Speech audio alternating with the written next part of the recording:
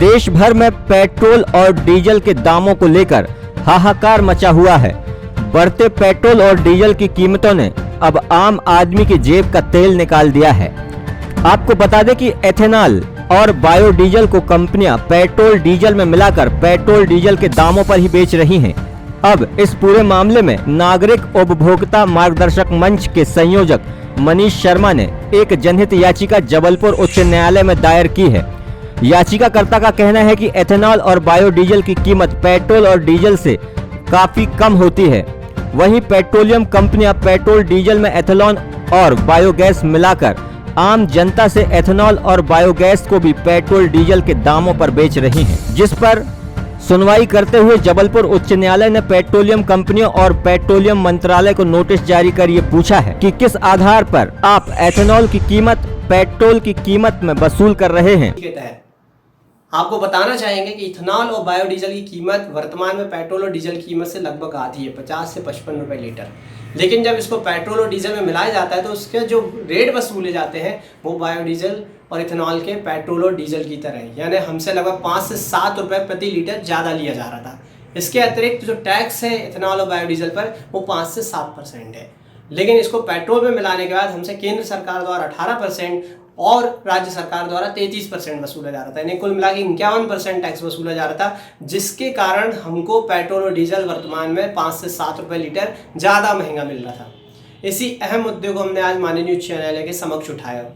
गंभीरता से लेते हुए माननीय मुख्य न्यायाधीश और उनकी बेंच ने केंद्र सरकार के पेट्रोलियम मंत्रालय और सभी कंपनियों तेल कंपनियों को ये पूछा है कि किस आधार पर आपने इथेनॉल की कीमत पेट्रोल के कीमत पे वसूल रहे हैं। 6 सप्ताह बाद इसका जवाब मांगा गया है और उम्मीद करते हैं कि इससे आम जनता को भारी लाभ पहुंचेगा। कॉमन मैन को हर पेट्रोल पंप में पेट्रोल सप्लाई किया जा रहा है या डीजल सप्लाई किया जा रहा है वो ब्लेंडेड फॉर्म में होता है, यानी ब्लेंडेड रूप में दिया जाता है, जिसके साथ जैसे उदाहरण के तौर पे कि पेट्रोल के साथ इथेनॉल मिक्स किया जाता है। हमारा मुद्दा ये है जो हमने इस याचिका में रखा है कि जो भी बायोफ्यूल मिक्स किया जा रहा है मेन फ्यूल के साथ, उसकी जो कीमत है वो मेन फ्यूल की आधी या उससे भी कम है। तो उसकी जो कीमत है उसका चार्ज जितना भी आप हमको उसका लीटर में वॉल्यूम में जो भी आप सप्लाई कर रहे हैं उसमें आप पेट्रोल का या फ्यूल का चार्ज क्यों लगा रहे हैं? अगर उसका कम चार्ज है, उसका कॉस्ट कम है जो सरकार ने तय किया है, तो उसका चार्ज कम लगाना चाहिए।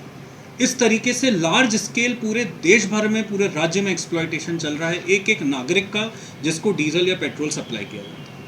इस मुद्दे को मैंने आज नागरिक उपभोक्ता मंच के तरफ से बिहाफ पे मैंने रखा माननीय हाईकोर्ट के समक्ष, और इस पे माननीय हाईकोर्ट ने सारी ऑयल कंपनीज जिनको हमने रिस्पोंडेंट्स बनाया है जैसे Hindustan petroleum, Indian oil corporation और भारत पेट्रोलियम को और साथ में केंद्र सरकार को नोटिस जारी किया है। और नोटिस के बाद अब इसमें अगली सुनवाई जो है वो 6 हफ्ते बाद की जाएगी, जिसके बीच में इन कंपनीज को अपना पक्ष रखना पड़ेगा 6 हफ्ते बाद माननीय उच्च न्यायालय के सामने कि उनका इस मुद्दे पर क्या कहना है। कि आपको बता दें कि 6 सप्ताह के भीतर उच्च न्यायालय द्वारा इस पर जवाब मांगा गया है। वहीं दूसरी ओर याचिकाकर्ता का कहना है कि इससे भारी मात्रा में पेट्रोल और डीजल के दामों में गिरावट आएगी और आम जनों को भी महंगे पेट्रोल डीजल के रेट कमी से राहत मिल पाएगी। जबलपुर से रोहित नैयर की रिपोर्ट।